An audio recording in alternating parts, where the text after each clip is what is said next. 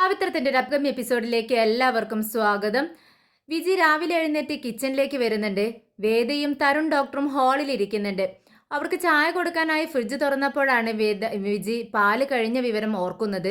പെട്ടെന്ന് വേദയോട് പറയുന്നത്, വേദ, കുറച്ച് സമയത്തിനുള്ളിൽ നിനക്ക് ഞാൻ ചായ ഇട്ട് തരാം, പാല് കഴിഞ്ഞിരിക്കുന്നു, പാലിപ്പോൾ വരുമല്ലോ എന്ന് പറയുകയാണ്. ഇത് കേട്ട് വേദ പറയുന്നുണ്ട്, ശരി ചേച്ചി, തിരക്കൊന്നുമില്ല, സാവധാനം മതി എന്ന് പറയുവാണ്. അപ്പോഴേക്കും മോൾ എഴുന്നേറ്റ് വന്ന് വിജയോട് പറയുന്നുണ്ട്, വിജയമ്മ, എവിടെ എനിക്കുള്ള പാല് താ എന്ന് പറയുവാണ്. ഇത് കേട്ടിട്ട് വിജി പറയുന്നുണ്ട്, മോളെ, കുറച്ച് സമയം വെയിറ്റ് ചെയ്യടാ, പാലിപ്പോൾ തരാം കേട്ടോ എന്ന് പറയുന്നതിനിടയിലാണ് പുറത്തുനിന്നും പാലുകാരൻ്റെ ഹോണടി കേൾക്കുന്നത്. വിജി ഒരു പാത്രമെടുത്ത് അവിടെ ഉണ്ടായിരുന്ന സെർവൻറ്റിനെ പാല് വാങ്ങാനായി പുറത്തേക്ക് വിടുന്നുണ്ട്. ആ ചേച്ചി പാല് വാങ്ങിച്ച് അകത്തേക്ക് വന്നതും വിജി അത് മേടിച്ച് ഒരു പാത്രത്തിലേക്ക് കുറച്ച് ഒഴിച്ചിട്ട് അത് പാൽക്കാർ ആ ചേച്ചിയുടെ കയ്യിൽ കൊടുക്കുകയാണ്. എന്നിട്ട് പറയുന്നുണ്ട്, ചേച്ചി, ഈ പാല് കൊണ്ടുപോയി പുറത്തൊരു പൂച്ചക്കുഞ്ഞുണ്ട്, ആ കുഞ്ഞിന് വെച്ചു കൊടുക്കണം എന്ന് പറയുകയാണ്. ഇത് കേട്ടതും സുഡർ പറയുന്നുണ്ട്, വിജയമ്മ, അതിങ്ങത്താ, ഞാൻ ആ പൂച്ചക്കുഞ്ഞിന് കൊടുക്കാം. എനിക്ക് പൂച്ചക്കുഞ്ഞ് പാല് കുടിക്കുന്നത് കാണാൻ ഒരുപാട് ഇഷ്ടമാണ്. ഞാൻ ഇതുവരെ കണ്ടിട്ടില്ല, ഞാൻ വീഡിയോസിൽ മാത്രമേ അത് കണ്ടിട്ടുള്ളൂ എന്ന് പറയുകയാണ്.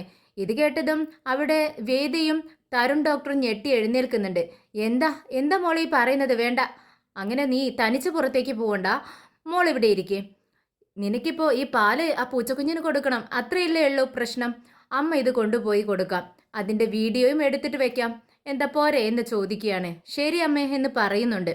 അങ്ങനെ വേദ ആ പാലും എടുത്തുകൊണ്ട് പുറത്തേക്ക് പോകുന്നുണ്ട്. ആ പൂച്ചക്കുഞ്ഞിന് കുടിക്കാനായി കൊടുക്കുവാണ്. അത് വീഡിയോ എടുത്തിരിക്കുന്ന സമയത്ത് പോലീസുകാരൻ ചോദിക്കുന്നുണ്ട്, എന്തിനാ മാഡം പൂച്ചക്കുഞ്ഞ് പാല് കുടിക്കുന്നത് ഇങ്ങനെ വീഡിയോ എടുക്കുന്നത്? അത് മോൾക്ക് കാണിച്ചു കൊടുക്കാനാ എന്ന് പറയുമ്പോഴേക്കും ഒറിജിനൽ പാൽക്കാരൻ അവിടെ എത്തുന്നുണ്ട്. പാൽക്കാരൻ, മാഡം, ഇതാ പാൽ, ഇവിടെ ആ ചേച്ചി എവിടെ എന്ന് ചോദിക്കുകയാണ്. ഇത് കണ്ട് വേദ ചോദിക്കുന്നുണ്ട്, അയ്യോ, പാല് കൊണ്ടുവന്നല്ലോ, അപ്പം നിങ്ങളല്ലേ പാല് കൊണ്ടുവന്ന് കൊടുത്തതെന്ന് ചോദിക്കുന്നു. ഇല്ല, ഞാനിന്ന് അല്പം താമസിച്ചു, ഞാൻ ആരെയും പറഞ്ഞയച്ചിട്ടില്ലല്ലോ മാഡം എന്ന് പറഞ്ഞതും അവിടെ ഉണ്ടായിരുന്ന പോലീസുകാരൻ പറയുന്നുണ്ട്, മാഡം, ആ പൂച്ചക്കുഞ്ഞിൻ്റെ വായിൽ നിന്നും നുരയും പതയും വരുന്നു എന്ന് പറയാണ്. പെട്ടെന്ന് ഞെട്ടിക്കൊണ്ട് വേദ അങ്ങോട്ട് നോക്കുകയാണ്. അപ്പോഴേക്കും ആ പൂച്ചക്കുഞ്ഞ് തറയിൽ വീണ് പിടയുന്നുണ്ട്.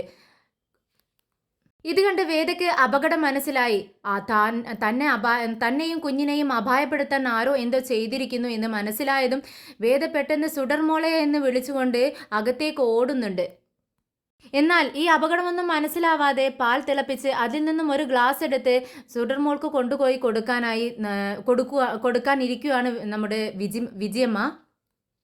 സുഡർ തരുണിനോട് സംസാരിച്ചുകൊണ്ടിരിക്കുകയാണ്. വിജി പാലുമായി അങ്ങോട്ടേക്ക് ചെല്ലുന്നുണ്ട്. അത് മോളുടെ കയ്യിലേക്ക് കൊടുക്കുമ്പോഴേക്കും വേദ ഓടി വന്ന ക്ലാസ് അങ്ങ് തട്ടിത്തെറിപ്പിക്കുന്നുണ്ട്. എല്ലാം കണ്ട് വിജി ആകെ പേടിച്ചു പോയി. വിജി ചോദിക്കുന്നുണ്ട്, എന്താ വേദ ഇത്? ഇത് കേട്ടിട്ട് വേദ പറയുന്നുണ്ട്, അത് ആ പാലിൽ വിഷം കലർന്നിട്ടുണ്ട് ചേച്ചി. അപ്പോഴേക്കും പുറത്തുനിന്നും ആ ഗൺമാൻ അകത്തേക്ക് വരുന്നുണ്ട്. തരുൺ ഡോക്ടർ പെട്ടെന്ന് അദ്ദേഹത്തിൻ്റെ അടുത്തേക്ക് പോയി ചോദിക്കുന്നുണ്ട്, എന്താ സാർ, എന്താ സംഭവിച്ചത്? അത് ആദ്യം കൊണ്ടുവന്ന പാലിൽ വിഷം കലർന്ന പാലാണ് സാർ, അതാരോ നമ്മളെ കൊടുക്കാനായി കൊണ്ടുവന്നതാണ്. ആ പാൽ കുടിച്ച് ആ പൂച്ചക്കുഞ്ഞ് മരിച്ചുപോയി. പെട്ടെന്ന് വേദ പൊട്ടിത്തെറിക്കുന്നുണ്ട്. പോലീസുകാരനോട് പറയുന്നുണ്ട്, അതെ, നിങ്ങൾ എന്ത് ജോലിയാണ് ചെയ്തുകൊണ്ടിരിക്കുന്നത്? ഞങ്ങൾക്ക് പ്രൊട്ടക്ഷൻ തരുന്നു എന്ന് പറഞ്ഞിട്ട് ഇതാണോ പ്രൊട്ടക്ഷൻ? പാല് കൊണ്ടുവരുന്നവനെയും ആക്രമിക്കാൻ വരുന്നവരെയും നിങ്ങൾക്ക് അറിയുന്നില്ലേ? കണ്ടാല തിരിച്ചറിയത്തില്ലേ? എന്താണ് ഇങ്ങനെയെന്ന് ചോദിക്കുമ്പോൾ അദ്ദേഹം പറയുന്നുണ്ട്, മാഡം, അവൻ മങ്കി ക്യാപ്പ് ധരിച്ചിരുന്നു, അതുകൊണ്ടാണ് ഞങ്ങൾക്ക് തിരിച്ചറിയാൻ പറ്റാതിരുന്നത്. നോൺസെൻസ്, എന്ത് നോൺസെൻസ് ആണ് നിങ്ങൾ ഈ പറയുന്നത്? ആ പൂച്ചക്കുട്ടി പാല് കുടിച്ചതുകൊണ്ട് ഇതെല്ലാം തിരിച്ചറിയാൻ പറ്റി. വേറെ ആരെങ്കിലും ഇത് കുടിച്ചിരുന്നുവെങ്കിൽ എന്താണ് ഇപ്പോൾ സംഭവിച്ചിട്ടുണ്ടാവുക എന്നിങ്ങനെ ഭയത്തോടു കൂടി വേദ ചോദിക്കുന്നുണ്ട്. നിങ്ങൾ പൊക്കോ, ഞാൻ കപിലിനോട് സംസാരിക്കട്ടെ എന്ന് പറഞ്ഞുകൊണ്ട് വേദ ഫോൺ എടുത്ത് കപിലിനെ വിളിക്കുന്നുണ്ട്. വിക്രമും ഫ്രണ്ട്സും രാത്രി വേദയുടെ വീടിന് നേരെ ഉണ്ടായ ആക്രമണത്തെക്കുറിച്ച് സംസാരിച്ചുകൊണ്ടിരിക്കുകയാണ്.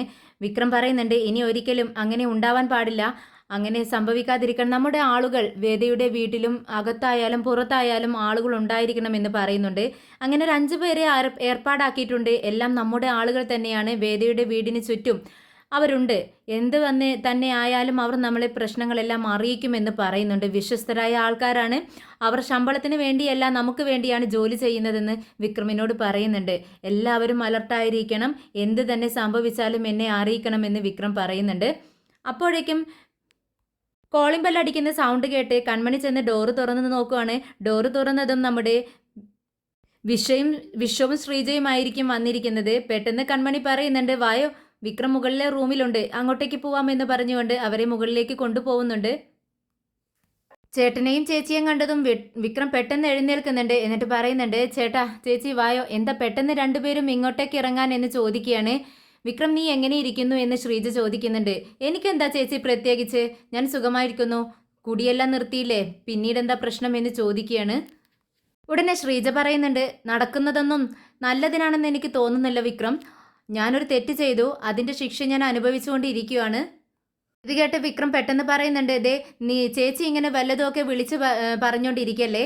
ദേ കൺമണി ഇവർക്ക് കുടിക്കാൻ എന്തെങ്കിലും കൊടുക്കുക എന്ന് പറയുകയാണ്. ഉടനെ വിഷം പറയുന്നുണ്ട്, വേണ്ട ഞങ്ങൾക്കൊന്നും തന്നെ വേണ്ട എന്ന് പറയുമ്പോൾ അവരങ്ങനെയൊക്കെ പറയും. കൺമണി നീ അവർക്ക് കുടിക്കാൻ എടുത്തോണ്ട് വാ എന്ന് പറഞ്ഞ് കൺമണിയെ കിച്ചണിലേക്ക് പറഞ്ഞു വിടുകയാണ് വിക്രം ഞങ്ങൾ നിന്നെ വീട്ടിലേക്ക് കൊണ്ടുപോകാനാണ് വന്നത്. ഇത് കേട്ടതും വിക്രം ചോദിക്കുന്നുണ്ട്, എന്താ ചേച്ചി ഇത്ര പെട്ടെന്ന് ഇങ്ങനെ പറയുന്നത്, എന്ത് പറ്റിയെന്ന് ചോദിക്കുകയാണ്. അമ്മയ്ക്ക് തീരെ സുഖമില്ല, ആകെ തളർന്ന അവസ്ഥയിലാണുള്ളത്. ഡോക്ടറെ കാണിച്ചു, ഡബിൾ ഡോസിൽ മരുന്നൊക്കെ കൊടുത്തിട്ടുണ്ട്. അത് കഴിച്ചിട്ടും അമ്മയ്ക്ക് BP തീരെ കുറയുന്നില്ല. ഇനി എന്ത് ചെയ്യണമെന്ന് അറിയില്ല വിക്രം എന്ന് പറയുകയാണ്. പെട്ടെന്ന് വിക്രം പറയുന്നുണ്ട്, എന്താ ചേച്ചി ഇത്, അങ്ങനെയാണെങ്കിൽ അമ്മയെ നമുക്കൊരു നല്ല ഹോസ്പിറ്റലിൽ കൊണ്ടുപോയി അഡ്മിറ്റ് ചെയ്യാമെന്ന് പറയുന്നുണ്ട്. ഉടനെ വിഷം പറയുന്നുണ്ട്, വിക്രം അങ്ങനെ ഹോസ്പിറ്റലിൽ കൊണ്ടുപോയി അഡ്മിറ്റ് ചെയ്താലൊന്നും അമ്മയുടെ BP കുറയുമെന്ന് എനിക്ക് തോന്നുന്നില്ല. ഡോക്ടറോട് എല്ലാ കാര്യങ്ങളും പറഞ്ഞിട്ടുണ്ടായിരുന്നു. ഡോക്ടർ പറഞ്ഞത് എന്താന്ന് വെച്ചാൽ അമ്മയുടെ മനസ്സിൽ എന്തോ ഒരു ടെൻഷനുണ്ട്, അത് സോൾവ് ആവാതെ BP പെട്ടെന്ന് കുറയില്ലെന്നാണ് ഡോക്ടർ പറഞ്ഞതെന്ന് വിഷം പറയുന്നുണ്ട്. ഇതെല്ലാം കേട്ട് കൺമണി ചിരിച്ചുകൊണ്ടിരിക്കുകയാണ്. അമ്മയ്ക്ക് വിഷമമുണ്ടെന്നോ, എന്ത് വിഷമാണ് അമ്മയ്ക്ക് ഇപ്പോൾ ഉള്ളതെന്ന് വിക്രം ചോദിക്കുന്നുണ്ട്. വിഷം പറയുന്നുണ്ട്, അമ്മയ്ക്ക് എന്താ വിഷമമില്ലാത്തത്, ആകെ വിഷമമല്ലേ ഉള്ളൂ, ഉള്ള വിഷമമെല്ലാം നിന്നെ ഓർത്തുകൊണ്ടാണ് എന്ന് പറയുന്നു. വിക്രം ആകെ അന്തം വിട്ടുകൊണ്ട് ചോദിക്കുന്നുണ്ട്, എന്നെ പറ്റി അമ്മയ്ക്ക് വിഷമമുണ്ടെന്നോ, അതെന്താ ചേട്ടാ, ഞാനിപ്പോൾ കുടിയെല്ലാം നിർത്തി നല്ല ഇതിലല്ലേ ജീവിക്കുന്നത്, പിന്നെ എന്താ അമ്മയ്ക്ക് പ്രശ്നം. വിക്രം നീ ഒറ്റയാനായി തനിയെ ഇങ്ങനെ ജീവിക്കുന്നത് ആലോചിച്ചാണ് അമ്മയുടെ വിഷമം എന്ന് പറയുകയാണ്. ഇത് കേട്ടതും കൺമണി സന്തോഷത്തോടെ താൻ ഉദ്ദേശിച്ച പോലെയെല്ലാം കാര്യങ്ങൾ നീങ്ങുന്നുണ്ടല്ലോ എന്ന സന്തോഷത്തിൽ കൺമണി ഉള്ളാലെ ചിരിക്കുന്നുണ്ട്. എന്നാൽ വിക്രം പെട്ടെന്ന് പറയുന്നുണ്ട്, എന്താ ചേട്ടൻ നിങ്ങളീ പറയുന്നത്. അതെ വിക്രം, ഞങ്ങൾ പറയട്ടെ, അമ്മയുടെ പേടിയും സങ്കടവും എല്ലാം നിന്നെപ്പറ്റി മാത്രമാണ്.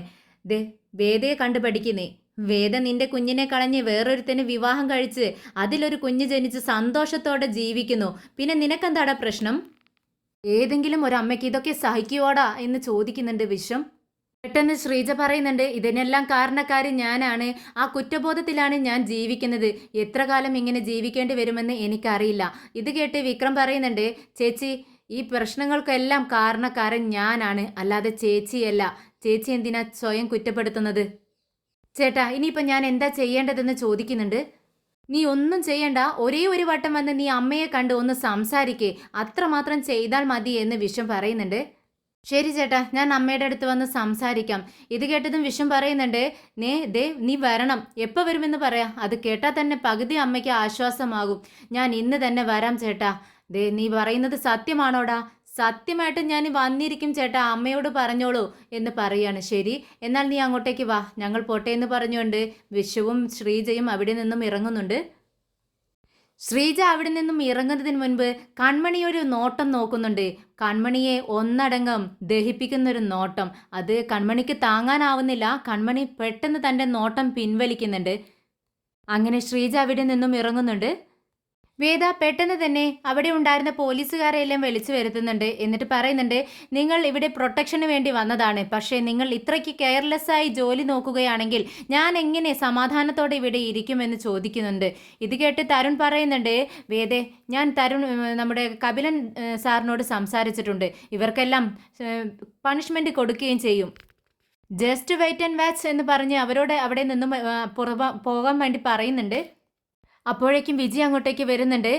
തരുൺ ചോദിക്കുന്നുണ്ട്, വിജി ചേച്ചി ഞാൻ പറഞ്ഞതുപോലെ എല്ലാം ക്ലീൻ ചെയ്തില്ലേ എന്ന് ചോദിക്കുമ്പോൾ വിജി പറയുന്നുണ്ട്, തരുൺ നീ പറഞ്ഞതുപോലെ എല്ലാം കെമിക്കലിട്ട് ഞാൻ വാഷ് ചെയ്തിട്ടുണ്ട്, പക്ഷേ തറയിൽ പോയ പാലില്ലേ, തറയിൽ എന്തെങ്കിലും പോയ്സൺ തറയിൽ നിന്നും വരുമോ എന്ന് ചോദിക്കുന്നുണ്ട്. ഞാൻ സാമ്പിൾ എടുത്ത് ചെക്കിങ്ങിന് വേണ്ടി അയച്ചിട്ടുണ്ട്. എന്തായാലും നിങ്ങൾ വീടിനകത്ത് നടക്കുമ്പോൾ ചെരുപ്പ് ധരിച്ച് മാത്രം നടന്നാൽ മതി എന്ന് തരുൺ പറയുന്നുണ്ട്.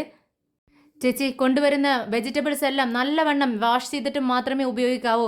ഏത് വഴിക്ക് അപകടം വരുന്നു എന്ന് പറയാൻ പറ്റത്തില്ല എന്ന് പറയുന്നുണ്ട്. ഉടനെ വിജി പറയുന്നുണ്ട്, എല്ലാം നല്ലവണ്ണം വാഷ് ചെയ്തിട്ട് മാത്രമേ ഞാൻ ഉപയോഗിക്കുന്നുള്ളൂ തരുൺ. അപ്പോഴേക്കും സുഡർ യൂണിഫോമൊക്കെ ഇട്ടുകൊണ്ട് സ്കൂളിലേക്ക് പോകാനായി റെഡിയായി വന്നിരിക്കുകയാണ്. വേദ, എവിടെ ഓട്ടോ അങ്കിൾ വന്നോ? ഞാൻ റെഡിയായി, പോകാൻ സമയമായില്ലേ എന്ന് ചോദിക്കുകയാണ്. പെട്ടെന്ന് വേദ തിരിഞ്ഞു നോക്കുന്നുണ്ട്. മോളെ ആ വേഷത്തിൽ കണ്ട് ആകെ അന്തം വിട്ട പോലെ നിൽക്കുവാണ് വേദ. ഏയ് സുഡർ, ആരാണ് നിനക്ക് യൂണിഫോം ഇട്ട് തന്നത് എന്ന് ചോദിക്കുന്നുണ്ട് വിജി. അപ്പോൾ സുഡർ പറയുന്നുണ്ട്, ഞാൻ തനിയെ ഇട്ടതാണ് വിജിയമ്മ, എന്തു പറ്റി? ഉടനെ വേദ ചോദിക്കുന്നുണ്ട്, നീ എന്തിനാ ഇപ്പോൾ യൂണിഫോമൊക്കെ ധരിച്ച് വന്നിരിക്കുന്നത്? എനിക്ക് സ്കൂളിൽ പോകണ്ടേ വേദ? ഇപ്പോൾ നീ സ്കൂളിൽ പോകുന്നില്ല, നിന്റെ ഹെൽത്തൊക്കെ ഒന്ന് ശരിയായിട്ട് വരട്ടെ, എന്നിട്ട് മാത്രമേ സ്കൂളിൽ പോകാൻ പറ്റത്തുള്ളൂ. പ്ലീസ് വേദ, എനിക്ക് വീട്ടിലിരുന്ന് ബോറടിച്ചു, എനിക്ക് സ്കൂളിൽ പോകണം വേദ പ്ലീസ് എന്ന് പറയുന്നുണ്ട് സുഡർ. സുഡർ, ഞാൻ പറയുന്നതൊന്ന് മനസ്സിലാക്ക്, ഒരുപാട് പ്രശ്നങ്ങളുണ്ട് സുഡർ. രാവിലെ കണ്ടില്ലേ, പുറത്തുനിന്ന് കൊണ്ടുവന്ന പാല് കുടിച്ച് ആ പൂച്ചക്കുട്ടി ചത്തുപോയി. അതിനുശേഷം ഇവിടെ എന്തൊക്കെ പ്രശ്നങ്ങളുണ്ടായി നീ കാണുന്നില്ലേ? ചെല്ലേ, നീ യൂണിഫോം ധരിച്ചതൊക്കെ മാറ്റിയിട്ട് വാ. പറ്റത്തില്ല വേദ, ഞാൻ യൂണിഫോം ഊരിയിടത്തില്ല, എനിക്ക് സ്കൂളിൽ പോയേ പറ്റൂ എന്ന് പറഞ്ഞ് മോള് വാശി പിടിക്കുന്നുണ്ട്. ദേ സുഡർ, ഞാൻ പറയുന്നത് നീ എന്താ മനസ്സിലാക്കാത്തത്? പറയുന്നത് കേൾക്ക് നീ. ദേ വലിയവർ പറഞ്ഞാൽ നിനക്ക് മനസ്സിലാവുന്നില്ലേ? എന്താ ഇത്ര ചെറിയ പ്രായത്തിൽ തന്നെ ഇത്രയ്ക്ക് വാശി നിനക്കെന്ന് ചോദിച്ച് ഷൗട്ട് ചെയ്യുന്നുണ്ട് വേദ. ഇത് കേട്ടതും തരുൺ പറയുന്നുണ്ട്, എന്താ വേദ ഇത് ചെറിയ കുഞ്ഞല്ലേ, കുഞ്ഞിനോട് ഇങ്ങനെയാണോ നീ സംസാരിക്കേണ്ടതെന്ന് ചോദിക്കുകയാണ്. പിന്നെ ഞാൻ എങ്ങനെ പെരുമാറണം തരുൺ? നിനക്കറിയാവുന്നതല്ലേ കാര്യങ്ങളൊക്കെ, ഞാൻ പറയുന്നത് വല്ലതും ഇവൾ മനസ്സിലാക്കുന്നുണ്ടോ? മോളുടെ അവസ്ഥ എന്താ നീ മനസ്സിലാക്കാത്തത്? വലിയ ആളുകൾ പോയി ജയിലിൽ കിടക്കുമ്പോൾ അവർക്കുണ്ടാകുന്ന ഇറിറ്റേഷൻ ഉണ്ടല്ലോ, അതുപോലെയാണ് കുഞ്ഞുങ്ങളെ പിടിച്ച് നമ്മൾ വീടിനകത്തിടുന്നത്. അവർക്ക് അത്രയ്ക്ക് ഇറിറ്റേഷൻ ഉണ്ടാവും, അതവർ പ്രകടിപ്പിക്കുന്നു എന്ന് മാത്രം, അത് നമ്മൾ മനസ്സിലാക്കുക. ദേ പുറത്തേക്ക് ഇറക്കാതെ മോളെ നീ എത്ര നാളിങ്ങനെ വീട്ടിൽ അടച്ചിടുമെന്നും ചോദിക്കുകയാണ് തരുൺ. ഇത് കേട്ടതും വേദ ചോദിക്കുന്നുണ്ട്, പിന്നെ ഞാൻ എന്ത് ചെയ്യണം തരുൺ? ഇന്നത്തെ കാര്യങ്ങളെല്ലാം നീ കണ്ടതല്ലേ? ദേ ഇത്രയും പോലീസ് പ്രൊട്ടക്ഷൻ വീട്ടിലുണ്ടായിട്ടും ആരും അറിയാതെ വിഷം കലർന്ന പാല് നമ്മുടെ വീടിനകത്ത് എത്തിയിരിക്കുന്നു. മോള് വീട്ടിന് പുറത്തേക്ക് ഇറങ്ങിയാൽ എത്ര ആയിരം ആളുകൾ ഉണ്ടാകും അവൾക്ക് ചുറ്റും. അതിൽ ആരാണ് നല്ലത് ആരാണ് നല്ലതല്ലാത്തതെന്ന് നമുക്ക് തിരിച്ചറിയാൻ പറ്റത്തില്ല. ഞാൻ ഈ പറയുന്ന കാര്യങ്ങൾ മോൾക്കേ മനസ്സിലാവുന്ന, നിനക്കും പറഞ്ഞാൽ മനസ്സിലാവുന്നില്ലേ തരുൺ എന്ന് ചോദിക്കുകയാണ് വേദ. ദേ വേദ, എനിക്കെല്ലാം മനസ്സിലാവുന്നുണ്ട്, പക്ഷെ മോളെ ഇങ്ങനെ വീട്ടിൽ അടച്ചു വെച്ചാൽ മോളുടെ അത് മെൻ്റൽ ഹെൽത്തിനെ ബാധിക്കും. നീ അതെന്താ അത് മനസ്സിലാക്കാത്തത്? മോൾക്ക് അതൊട്ടും ഇഷ്ടമല്ലാത്തത് കൊണ്ട് അവളുടെ ഹെൽത്തിനെ അത് ബാധിക്കത്തുള്ളൂ. ഇപ്പോൾ ഞാൻ എന്ത് ചെയ്യണം തരുൺ? ദേ എനിക്ക് അവളുടെ പഠിപ്പല്ല മുഖ്യം, എനിക്ക് എൻ്റെ മോളുടെ ജീവനാണ് വലുത്. ഓക്കെ, ഏതൊരു കാര്യത്തിനും ഒരു സൊല്യൂഷൻ ഉണ്ടായിരിക്കും. ഇക്കാര്യത്തിൽ ഒരു സൊല്യൂഷൻ ഉണ്ടാകുമെന്ന് എനിക്ക് തോന്നുന്നില്ല എന്ന് കൈകട്ടിക്കൊണ്ട് വേദ പറയുന്നുണ്ട്. ഉടനെ തന്നെ തരുൺ പറയുന്നുണ്ട്, നമുക്ക് മോൾക്ക് വേണ്ടി ഒരു ബോഡി ഗാർഡിനെ ഏർപ്പാടാക്കിയാൽ എന്താ, അങ്ങനെ ശരിയാവത്തില്ലേ എന്ന് ചോദിക്കുകയാണ്. എന്താ തരുൺ ഇതെന്താ സിനിമയാണോ? ഇത് ജീവിതമാണ്. ഈ സിനിമയിൽ കാണുന്ന പോലെ നമ്മുടെ ഒരു ബോഡി ഗാർഡിനെ എവിടെ പോയി ഇത്ര പെട്ടെന്ന് തിരയും നമ്മൾ? സപ്പോസ് അങ്ങനെ ഒരു ബോഡി ഗാർഡിനെ കിട്ടിയാൽ നീ കുഞ്ഞിനെ സ്കൂളിലേക്ക് വിടുമോ? അത് പറ എന്ന് പറയുന്നുണ്ട് തരുൺ. ഇമ്പോസിബിൾ തരുൺ. ദേ ഇത്രയും ബോഡി ഗാർഡ്സ് പുറത്തുണ്ട്, ഗൺമാൻസ് പുറത്തുണ്ട്, അവരെല്ലാം താണ്ടി ഈ പാൽ, വിഷം കലർന്ന പാൽ നമ്മുടെ വീടിനകത്ത് അവനക്ക് എത്തിക്കാമെങ്കിൽ, ആ ഒരു ശത്രുവിനെ ഇത്രയൊക്കെ കാര്യങ്ങൾ ചെയ്യാമെങ്കിൽ, ഒരു കുഞ്ഞിന് അടുത്ത് ഒരു ബോഡി ഗാർഡ് ഉണ്ടെങ്കിലും അവരെ എന്തെങ്കിലുമൊക്കെ ചെയ്യാൻ കഴിയില്ലേ തരുൺ എന്ന് ചോദിക്കുന്നുണ്ട്. ഈ നടക്കുന്ന കാര്യം വല്ലതും ഉണ്ടെങ്കിൽ പറ എന്ന് വേദ പറയുമ്പോൾ തരുൺ പറയുന്നുണ്ട്, വേദ നീ ഇത് പോസിബിൾ അല്ല എന്ന് പറയല്ലേ. ദേ ഒരു പക്ഷേ അങ്ങനെ ഒരാളെ, വിശ്വസ്തനായ ഒരാളെ ലഭിച്ചാൽ നീ മോളെ സ്കൂളിൽ വിടുമോ എന്ന് ചോദിക്കുകയാണ്. ഓക്കെ, അങ്ങനെ ഒരാൾ, എനിക്ക് ഇഷ്ടപ്പെട്ട ഒരാൾ വരുവാണെങ്കിൽ, എൻ്റെ മോളെ സംരക്ഷിക്കുമെന്ന് ഉറപ്പ് തോന്നുന്ന ഒരാൾ വരുമെങ്കിൽ ഞാൻ എൻ്റെ മോളെ സ്കൂളിൽ പറഞ്ഞയക്കുമെന്ന് പറയുന്നുണ്ട്. പിന്നെ ബോധ്യപ്പെടണം എനിക്ക്, എൻ്റെ മോളെ സ്വന്തം ജീവൻ കൊടുത്തും അവളെ സംരക്ഷിക്കുമെന്ന് തോന്നുന്ന ഒരാൾ, അങ്ങനെയുള്ളവരായിരിക്കണം എൻ്റെ മോളുടെ ഗാർഡിയനായിട്ട്, ബോഡി ഗാർഡായിട്ട് വരേണ്ടതെന്ന് പറയുന്നുണ്ട് വേദ. ഓക്കെ, എല്ലാം ഞാൻ സമ്മതിച്ചു. അങ്ങനെ ഒരാളെ കിട്ടിയാൽ നീ പിന്നെ ഒരു വാക്ക് പോലും ശബ്ദിക്കരുത്, മോളെ ഒന്നും മിണ്ടാതെ സ്കൂളിലേക്ക് വിട്ടേക്കണം എന്ന് പറയുമ്പോൾ വേദ പറയുന്നുണ്ട്, അങ്ങനെ ഒരാളെ കിട്ടട്ടെ, എന്നിട്ട് നമുക്ക് നോക്കാം മോളെ സ്കൂളിലേക്ക് വിടണോ വിടണ്ടേ എന്നൊക്കെ അപ്പോൾ തീരുമാനിക്കാം എന്ന് പറഞ്ഞുകൊണ്ട് വേദ മോളെയും കൂട്ടിക്കൊണ്ട് അകത്തേക്ക് പോകുന്നുണ്ട്. ഇതെല്ലാം കേട്ട് ഈ സമയം നമ്മുടെ വിജിയുടെ മനസ്സിലേക്ക് മോള് തലേ ദിവസം രാത്രി ചോദിച്ച ഒരു ചോദ്യം കടന്നു വരുവാണ്. വിജിയമ്മ, എൻ്റെ അച്ഛനിപ്പോൾ ഉണ്ടായിരുന്നെങ്കിൽ എന്നെ ജീവൻ കൊടുത്തും രക്ഷിക്കുമായിരുന്നു അല്ലേ എന്ന് ചോദിക്കുകയാണ്. ഇത് പെട്ടെന്ന് വിജിയുടെ മനസ്സിലേക്ക് കയറി വരുന്നുണ്ട്. പുറത്തു നിന്നും കാക്ക കരയുന്ന സൗണ്ട് കേട്ട് കമലമ്മ പറയുന്നുണ്ട്, ശ്രീജയെ പുറത്ത് കാക്ക കരയുന്ന സൗണ്ട് കേൾക്കുന്നു, ഇന്ന് ആരോ വരുമല്ലോ എന്ന് പറയുമ്പോൾ ശ്രീജ പറയുന്നുണ്ട്, ഇന്ന് ഞങ്ങൾ വിക്രമിനെ കാണാൻ പോയിട്ടുണ്ടായിരുന്നു, വിക്രം ഇന്ന് വരാമെന്ന് പറഞ്ഞിട്ടുണ്ട് അമ്മേ. ഇത് കേട്ട് പച്ചക്കറി കട്ട് ചെയ്തുകൊണ്ടിരിക്കുന്ന നന്ദിനി പറയുന്നുണ്ട്, ഇത്ര നേരമായിട്ടും വന്നില്ലല്ലോ, ഇനി അവനെ പ്രതീക്ഷിക്കണ്ട. അമ്മ നോക്കിക്കോ, ഇനി 1-2 തവണ പോയി വിളിച്ചാൽ മാത്രമേ അവൻ വരത്തുള്ളൂ. അമ്മയോട് സ്നേഹമുണ്ടായിരുന്നെങ്കിൽ അവൻ എപ്പോഴോ വന്നേനെ എന്ന് പറയുവാണ്. ഇത് പറഞ്ഞ് നന്ദിനി നാവെടുത്തതും വിക്രം പുറത്ത് വണ്ടിയിൽ വന്ന് ഇറങ്ങുന്നുണ്ട്. അമ്മയ്ക്കുള്ള ഫ്രൂട്ട്സൊക്കെ ആയിട്ടാണ് വിക്രം വരുന്നത്. അമ്മയെന്ന് വിളിച്ചുകൊണ്ട് വേഗം തന്നെ കമലാമ്മയുടെ അടുത്തേക്ക് വരുന്നുണ്ട്. അമ്മയുടെ അടുത്ത് താഴെ ഇരുന്നുകൊണ്ട് വിക്രം ചോദിക്കുന്നുണ്ട്, എന്താ അമ്മ ഇത്, എന്താ അമ്മയുടെ ഇങ്ങനെ ഇരിക്കുന്നത്, അമ്മ ഗുളികയൊന്നും കഴിക്കുന്നില്ലേ? ഗുളിക കഴിച്ചിട്ടും BP കുറയുന്നില്ലെന്ന് ചേട്ടൻ പറഞ്ഞു, എന്തു പറ്റി അമ്മേ? ദേ ചേട്ടൻ ബിസിനസ് നോക്കിക്കൊണ്ടിരിക്കുന്നു, വിനയൻ ചേട്ടനാണെങ്കിൽ അമ്മയുടെ അടുത്ത് തന്നെയുണ്ട്, ഇതിലും കൂടുതലായിട്ട് അമ്മയ്ക്ക് എന്താ വേണ്ടത്? ഉടനെ കമലാമ്മ പറയുന്നുണ്ട്, നീ എൻ്റെ കൂടെ ഇല്ലല്ലോടാ. അമ്മേ, ഞാൻ കൂടെ ഇല്ലെങ്കിലും അമ്മ വിളിച്ചാൽ വിളി കേൾക്കുന്ന ദൂരത്തിലല്ലേ ഞാൻ വരുന്നത്, അമ്മ വിളിച്ചാൽ ഉടനെ ഞാൻ എവിടെ എത്തത്തില്ലേ എന്ന് ചോദിക്കുന്നുണ്ട് വിക്രം. ഞാൻ സുഖമില്ലാതിരിക്കുന്ന സമയത്ത് നിന്നെ കാണാനായി വിളിച്ചപ്പോൾ നീ വന്നില്ലല്ലോ വിക്രം എന്ന് കമലാമ്മ ചോദിക്കുമ്പോൾ, അപ്പോൾ ഞാൻ ജോലി തിരക്കിലായിരുന്നു അമ്മേ, അതുകൊണ്ടല്ലേ വരാതിരുന്നത്, ഞാൻ ഇപ്പോൾ വന്നില്ലേ എന്ന് ചോദിക്കുമ്പോൾ കമലാമ്മ ചോദിക്കുന്നുണ്ട്, മോനെ നീ സത്യത്തിൽ സന്തോഷമായിട്ടിരിക്കുകയാണോ എന്ന് ചോദിക്കുമ്പോൾ വിക്രമിൻ്റെ മുഖമൊന്ന് മങ്ങുന്നുണ്ട്. തല താഴ്ത്തുവാണ് വിക്രം. എന്താ അമ്മ ഇങ്ങനെ ചോദിക്കുന്നതെന്ന് വിക്രം ചോദിക്കുമ്പോൾ, എന്നാലും മോനെ അവൾ വേറെ കല്യാണം കഴിച്ചു കളഞ്ഞല്ലോ എന്ന് കരഞ്ഞുകൊണ്ട് കമലാമ്മ ചോദിക്കുന്നുണ്ട്. എന്താണ് മോനെ നിനക്ക് മാത്രം ഇങ്ങനെയൊക്കെ സംഭവിക്കുന്നത് എന്ന് കമലാമ്മ ചോദിക്കുമ്പോൾ, എന്ത് തെറ്റാണ് ഞാൻ ചെയ്തതെന്ന് എനിക്കറിയത്തില്ല അമ്മേ, എനിക്ക് ഇങ്ങനെയെല്ലാം സംഭവിക്കുന്നത്, ഞാനും അങ്ങനെ ചിന്തിച്ചു എന്ന് വിക്രം പറയുന്നുണ്ട്. ഇതെല്ലാം പറയുമ്പോൾ വിക്രമിൻ്റെയും കമലാമ്മയുടെയും കണ്ണുകളിൽ നിന്നും കണ്ണുനീരിങ്ങനെ ഒഴുകുന്നുണ്ട്. പെട്ടെന്ന് വിക്രം കണ്ണ് തുടയ്ക്കുന്നുണ്ട്. വിക്രം, നീ ഒരു തെറ്റും ചെയ്തിട്ടില്ല, അത് നിനക്ക് അറിയാവുന്ന കാര്യമല്ലേ എന്ന് ശ്രീജ ചോദിക്കുമ്പോൾ, ചേച്ചിയൊന്നും മിണ്ടാതിരിക്കുന്നുണ്ടോ? ഇത് കേട്ട് വിഷം പറയുന്നുണ്ട്, ദേ എന്താണെന്നറിയത്തില്ലടാ, ഇവളിപ്പോൾ എങ്ങനെയാ, അവളെന്തോ തെറ്റ് ചെയ്തു എന്നുള്ള മട്ടിലാണ് എപ്പോഴും അവൾ സംസാരിച്ചിരിക്കുന്നത്, എപ്പോഴും എന്തൊക്കെയോ ചിന്തിച്ചുകൊണ്ടിരിക്കുന്നു, എന്തൊക്കെയോ പുലമ്പിക്കൊണ്ടിരിക്കുന്നു, ഇത് തന്നെയാ ഇപ്പോൾ അവളുടെ പണിയെന്ന് പറയുന്നുണ്ട്. പെട്ടെന്ന് വിക്രം പറയുന്നുണ്ട്, അതൊന്നുമില്ല ചേട്ടാ, നമ്മുടെ വീട്ടിലെ കാര്യങ്ങളും പ്രശ്നങ്ങളൊക്കെ ആലോചിച്ചിട്ടായിരിക്കും ചേച്ചി അങ്ങനെയൊക്കെ പറയുന്നത്, പെട്ടെന്ന് തന്നെ നിങ്ങൾ മോളെ ഇങ്ങോട്ടേക്ക് കൊണ്ടുവരാനുള്ള വഴി നോക്ക്, അപ്പോൾ എല്ലാം ശരിയാവും എന്ന് പറയുന്നുണ്ട് വിക്രം. ഇത് കേട്ട് കമലാമ്മ പറയുന്നുണ്ട്, വീട്ടിലുള്ളവർക്കും നാട്ടിലുള്ളവർക്കും എല്ലാം ഉപദേശിക്കും നീ, പക്ഷേ നിനക്ക് വേണ്ടി ഞാനൊരു ആരെങ്കിലും ഉപദേശം തന്നാൽ അത് നീ സ്വീകരിക്കത്തുമില്ല എന്ന് പറയുകയാണ്. എന്താ അമ്മയ്ക്ക് പറയാനുള്ളതെന്ന് ചോദിക്കുമ്പോൾ വിക്രം, നീ ഒരു വിവാഹം കഴിക്കടാ എന്ന് കമലാമ്മ പറയുവാണ്. പെട്ടെന്ന് വിക്രമിൻ്റെ മുഖം മാറുന്നുണ്ട്. വിക്രം ചോദിക്കുന്നുണ്ട്, അമ്മയ്ക്ക് വേറെ ഒന്നും സംസാരിക്കാനില്ലേ? എന്താടാ എനിക്ക് വേറെ സംസാരിക്കാനുള്ളത്? എനിക്ക് ഒരു മകനോട്, വിവാഹം കഴിക്കാതെ നടക്കുന്ന ഒരു മകനോട് എനിക്ക് ഇതല്ലാതെ വേറെ എന്താണ് പറയാനുള്ളത്? അമ്മയെ കല്യാണം കഴിച്ചാൽ മാത്രമേ ജീവിക്കാൻ പറ്റൂ എന്നുണ്ടോ? എനിക്ക് എന്താണ് ഒരു പ്രശ്നമുള്ളത്? ഞാൻ നന്നായി ജീവിക്കുന്നില്ലേ? ഒറ്റയ്ക്ക് ജീവിക്കുന്നത് ഒറ്റയ്ക്ക് നല്ലതല്ലടാ മോനെ.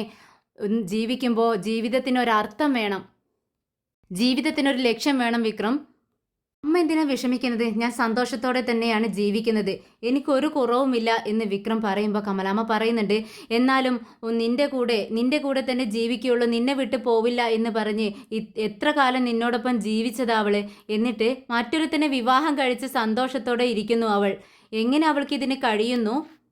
അങ്ങനെയുള്ള അവളെ എന്തിനാടാ നീ ഇപ്പോഴും മനസ്സിൽ കൊണ്ട് നടക്കുന്നതെന്ന് ചോദിക്കുകയാണ്. ഉടനെ വിക്രം പറയുന്നുണ്ട്, ഇല്ല അമ്മേ, ഞാൻ അവളെ മനസ്സിൽ കൊണ്ട് നടക്കുന്നില്ല, പക്ഷേ വേറെ ആരെയും മനസ്സിൽ കൊണ്ട് നടക്കാനും എനിക്ക് കഴിയത്തില്ല, അതാണ് സത്യം. ഒരു വിവാഹം കഴിച്ചാൽ എല്ലാം ശരിയാവും വിക്രം, നീ ഒന്നും നോക്കേണ്ട ആവശ്യമില്ല, അമ്മ തന്നെ ഒരു പെൺകുട്ടിയെ കണ്ടുപിടിച്ച് നിന്നെ കൊണ്ട് വിവാഹം കഴിപ്പിക്കാം, നീ സമ്മതിക്കണം എന്ന് പറയുമ്പോൾ വിക്രം ഒന്നും മിണ്ടാതെ നിൽക്കുകയാണ്. വിശ്വവും വിനയും ഒരേ സ്വരത്തിൽ പറയുന്നുണ്ട്, ഇത്രയും കാലം നീ അമ്മ പറയുന്നത് ഒന്നും തന്നെ അനുസരിച്ചിട്ടില്ല, ഇപ്പോഴെങ്കിലും അമ്മയുടെ അസുഖം മാറാൻ വേണ്ടിയെങ്കിലും നീ അമ്മ പറയുന്നത് അനുസരിക്ക്. മതി, നിർത്ത്.